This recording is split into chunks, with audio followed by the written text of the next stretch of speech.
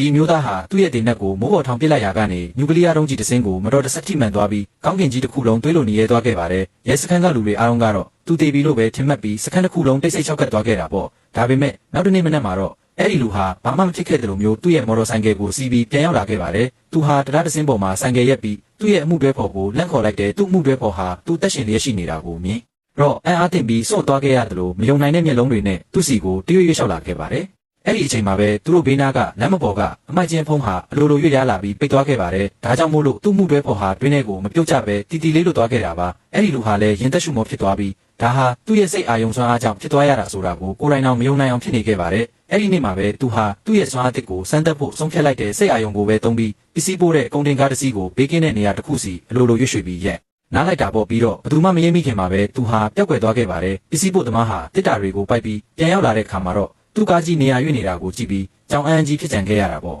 နောက်ပိုင်းမှာအဲ့ဒီလူနဲ့သူ့မှုတွဲဖော်ဟာလူရဲမှုတစ်ခုဖြစ်ပွားနေကြောင်းသတင်းရလို့အခင်းဖြစ်ပွားရာနေရာကိုအပြေးလွှားသွားခဲ့ကြပါတယ်သူတို့ဟာအဆောက်အုံရဲ့အထက်နှစ်ဆက်မြောက်ထိခြေချင်းတက်ခဲ့ကြတာကြောင့်အထက်ကောင်မိုးကိုရောက်တဲ့အခါမှာတော့သူ့မှုတွဲဖော်ဟာမောဟိုင်နွမ်းလျနေပါပြီအမှုတွဲဖော်ကသူ့ကိုတကားကိုရိုက်ချိုးပြီးအထဲဝင်ဖို့ပြောလိုက်ပေမဲ့သူတကားကိုဝင်တိုက်မဲ့အချိန်မှာပဲဓာတ်ပြကတကားကိုကြီးကနဲ့ဖွင့်လိုက်ပါလေရောအရှိန်လွန်သွားတဲ့အဲ့ဒီလူဟာပြတ်တင်းပေါက်မရှိတဲ့အဲ့ဒီအခန်းထဲကနေအဆောက်အုံပြင်ဘက်ကိုတိုက်ရိုက်လွင့်စင်ပြုတ်ချသွားခဲ့ပါတယ်ဒါပေမဲ့အံ့ဩစရာကောင်းတာကသူ့မှာဒဏ်ရာနာတရအစီအနှောင်လေးတောင်မရခဲ့တာပါပဲသူ့မှုတွဲဖော်ကတော့သူတည်ပြီးအောက်မိပြီးပြာရခတ်နေချိန်မှာဓာတ်ပြတွေကအမှုတွဲဖော်ကိုဝိုင်းထားလိုက်ကြပါတယ်ဒါပေမဲ့ခဏလေးတွင်းမှာပဲအဲ့ဒီလူဟာလေကားကနေဝုန်းတိုင်းကျဲပြေးတက်လာပြီးအထက်နှစ်ဆက်ကိုစက္ကန့်ပိုင်းတွင်ပြန်ရောက်လာခဲ့ပါတယ်ပြီးတော့သူ့မှုတွဲဖော်ကိုဓာတ်ပြတွေလက်ကနေမြန်ငယ်တင်လိုက်တာကြောင့်သူ့မှုတွဲဖော်ဟာသူတက်ရှင်နေတာကိုမယုံနိုင်အောင်ဖြစ်ပြီးစောက်လို့ရေးသုံးဝရန်နာစင်ပေါ်ပြုတ်ကျပြီးအသက်ပေးကလွတ်လာတာနေမှာပါလို့တွေးကပြတင်းပေါက်အပြင်ဘက်ကိုလှမ်းကြည့်နေခဲ့ပါတယ်အဲ့ဒီလူကတော့သူ့ရဲ့စွမ်းအားကိုရှို့ဝှက်ထားတာကပိုဝေးကင်းမယ်လို့ဆုံးဖြတ်လိုက်ပါတယ်နောက်တစ်နေ့မျိုးထဲမှာကားမောင်းနေုံကုန်းစုံဆိုင်ဒီဇိုင်းထဲမှာလူရဲမှုဖြစ်ပွားနေတာကိုသူလည်းမြင်လိုက်ရပါတယ်သူဟာကားကိုချက်ချင်းလှည့်ပြီး